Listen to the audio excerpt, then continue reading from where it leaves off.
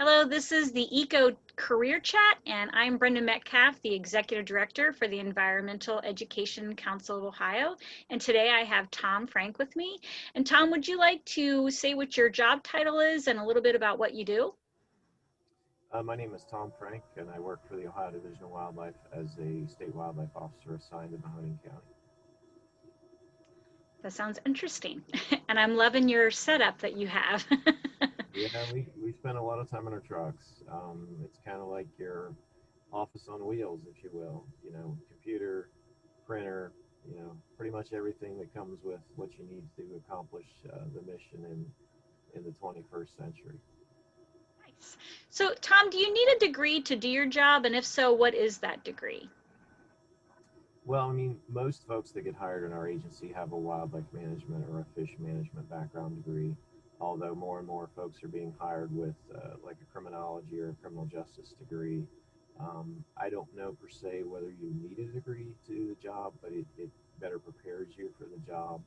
And I think education does play an important role in helping prepare you at least to adapt to changing times and trends and technology, just because you had to adapt in a learning environment to keep up. And so I think that to answer your question, it's kind of two part.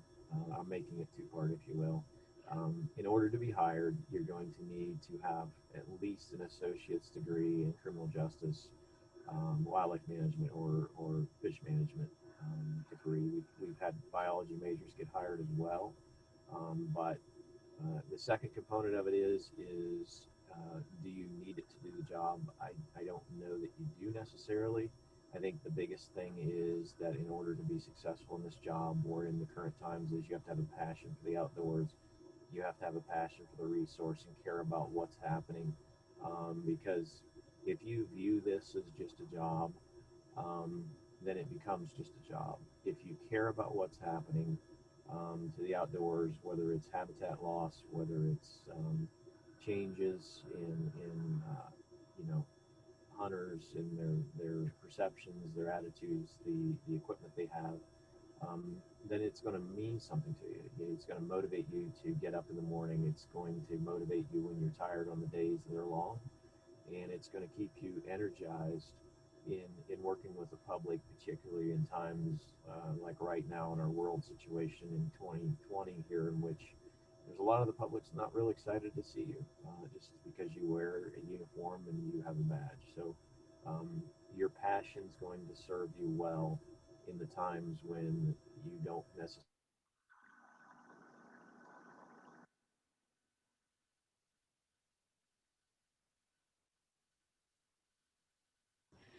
So, Tom, was there a class in high school or something in high school that gave you an aha moment about this would be your career to do? Um, to be honest with you, I think I had an aha moment, but I didn't want to admit that it was an aha moment. Um, I'd mentioned earlier, or maybe I didn't. I grew up on a family farm, so I was outdoors all the time. I loved being outside. I loved being involved just with nature, and I had the opportunity to do an FFA program in which we had a competition in which you could do a skill competition for uh, wildlife management, and I had an opportunity to also compete in soils and water resources, and it was something that clicked for me, and I did really well. And when I competed with the wildlife management, I think I took third in the state that year. Um, but I was convinced that there was no money in anything that had to do with farming or the outdoors, so I was heading an entirely different direction with my education and everything else that I did. Um, and so I look back and I'm like, the writing was on the wall. I just didn't see it. And so I ended up going out doing other things, education, college, military, you name it. And somewhere around 2008, I was really getting this strong pull that I was not cut out to be a cute person. I was meant to be outside where I could feel the sun on my face, feel the wind, and just be outside. And so I really kind of pushed really hard to make the transition to become a wildlife officer. I had applied two times previously. Neither time was I convinced that it was something that I really, really had to do or make the change to do, because to me it kind of felt more like it was, that cool job that you'd love to have, but you really didn't need because, you know, you didn't think you were going to make any money or you could live off of that type of income. And so money's not everything. I think what I realized was very quickly that if you're happy, you spend less money. And if you're passionate about something, you don't feel like you're going to work. And that's really what it boiled down to. When I worked in corrections, there was something about hearing the door close behind you every day. And the money was good, but it really did not provide me any type of satisfaction. So, to answer your question, I did have an aha moment in high school. I just didn't realize it. Gotcha. So what is your daily schedule like? Well, that's another one of those things about being working as a wildlife officer that, at least here for the state of Ohio, that is really, really nice. Our schedule is very flexible, meaning that if I wake up on a day and it's rainy outside and sportsmen are probably not going to be out fishing, I don't have to go to work then.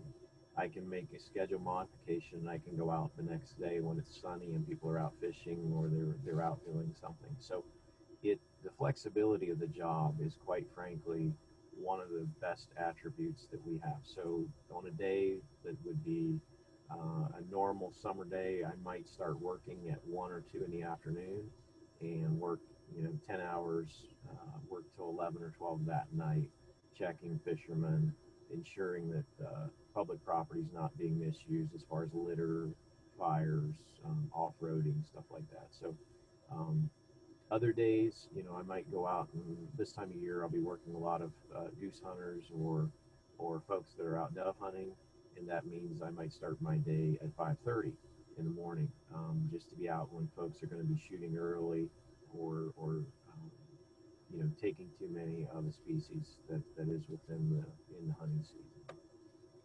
So Tom, what is the most fun part about your position? I would say there's a lot of things that are fun about this job. I mean, you get to enjoy some of the quietest places. You get to see some of the neatest places.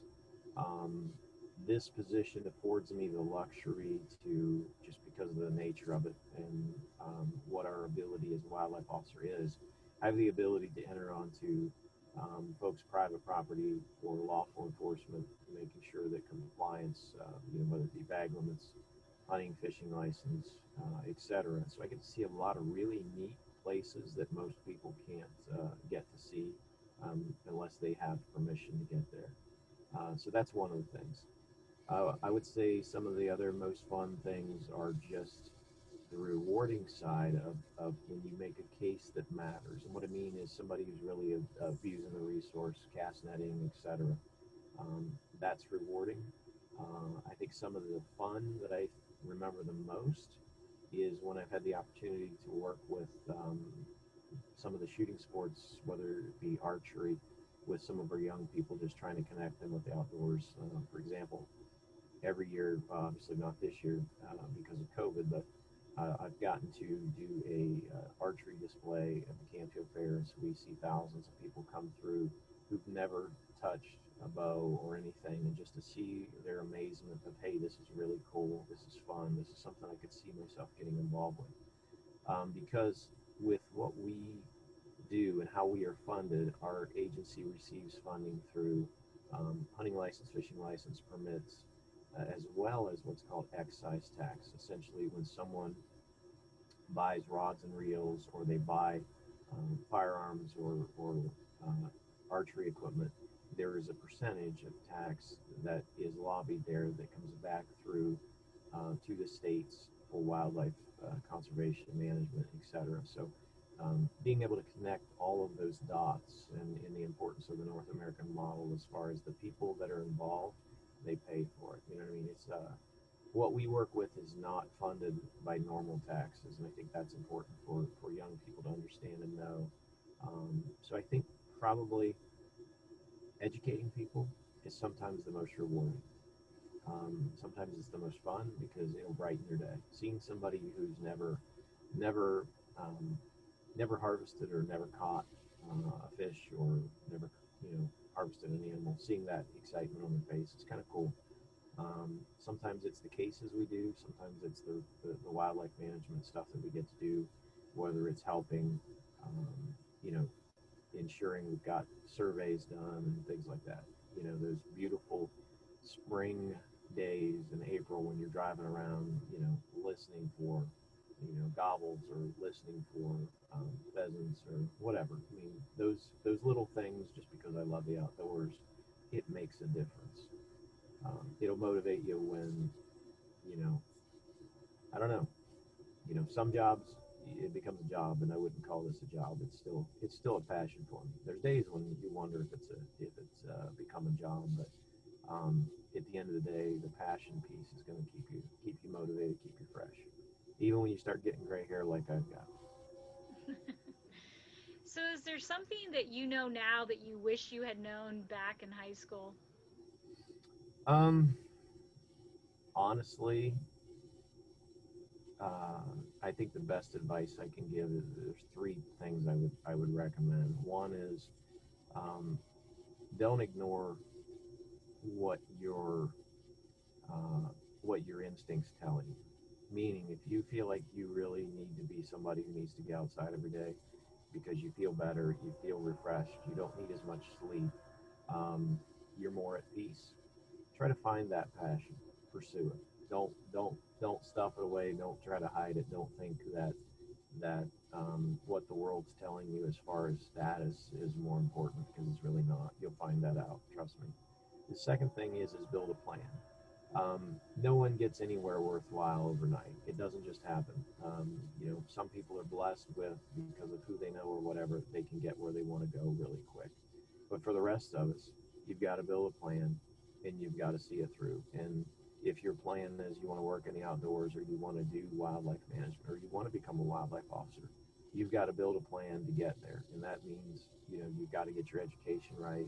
You've got to get some connections as far as experience, exposure, whether it's an internship, something, because anymore, a lot of these jobs are very competitive, and there might be 10 of you that show up with a degree. What makes you stand out? Is it something that you did? Something that makes or shows that you're really committed to or passionate about it? As silly as it sounds, one of the things that helped me was probably my FFA wildlife management competition. It showed that I had a natural interest in it, and it was probably going to be a scenario that when I got to this position, I was going to stay here. One of the challenges that we see with a lot of our young people now is they have the game mindset, and that is simply that once you get to this point and you master this skill, then you move on to the next thing. And in our agency, it's about investing in people long term. The majority of our employees, once they get here, they retire from here. They don't leave, and they don't move somewhere else. So we're trying to find those type of committed long term people. The third thing is that I was going to say is make sure that you get the clock counting. And what I mean is even if your target is to get to work for wildlife management or to work for as a wildlife officer, is find something that gets your public service clock counting. Whether you go and do a military obligation to get some credit there, or if you go and work for another public agency. At the end, we all want to reach a point where we can look back and say, hey, I had a good run. And so getting experience working for the public sector, getting involved with working with local government allows you to get that clock working towards a retirement. I was determined initially, which is why I didn't end up involved with wildlife management or Ohio Department of Natural Resources initially, was I wanted to find a way to have two retirements with health care, because I had looked at my father go back to work in his early 60s, and that was something that really opened my eyes. And I said, I'm not living like that. I want to be able to say that when I'm in my 50s, I'm going to be working for me. I'm not working because I have to. And so that's the reason I set out on a course of having a retirement through the federal side, through the reserves, through the military, as well as working for the state. Before I made the transition to ODNR to be a wildlife officer, I had already put in almost 11 years. So the seeing it through with a plan is really, really important. That's the biggest thing I can pass along. It's Sounds not going to happen overnight. right. That's good advice. So, does your organization offer any kind of volunteer options or internships? We have done seasonal positions almost every year. This year, I don't believe they hardly did any seasonals. Now, you can also do seasonal work through um, the Division of Parks and Watercraft. I mean, it would get you exposure, not the same work, but similar. And again, it would give you work history. One of my biggest concerns for a lot of young people is that they will go through and get a 4-year degree and they have no experience. Um, you know, employers want to see, your work habits. Were you somebody that showed up on time? Or were you somebody that showed up 15 minutes early? Or were you someone that called off a lot? I mean, it's important to know what you're getting as far as an employee. But to answer your question, yes, we do have seasonal opportunities. As far as internships, we've not had what we used to have, and some of that has to do with the current mandate from the governor's office saying, "Hey, you've got to cut 20%," and so that makes a budget for an agency that is not funded by general revenue. It makes it challenging for us to sort out how we go about um, filling the needs of the agency as well as providing opportunities to connect with future employees. So, would you be willing to have it talk to a student via email or a conference call about your position in more depth? Yes, I don't. I've found that connecting with younger people that are looking to head into this field, it's good to give them some degree of hope. It's also good to give them some degree of being realistic. It's not going to happen overnight, and you can't wish yourself into this position. A lot of people don't want to do the legwork, and the legwork is you got to get the education, you got to get out there, get some exposure, get something that you can put on your resume or something that you can talk about at your interview that's going to make you stand out. And again, it boils down to here's where I want to go, and here's my roadmap of how I'm going to get there. Perfect. Great advice. So, we will be putting your contact email so that students can get in touch with you if they would like to get more information. Thank you so Sure, much for joining us today. We really appreciate it. no problem.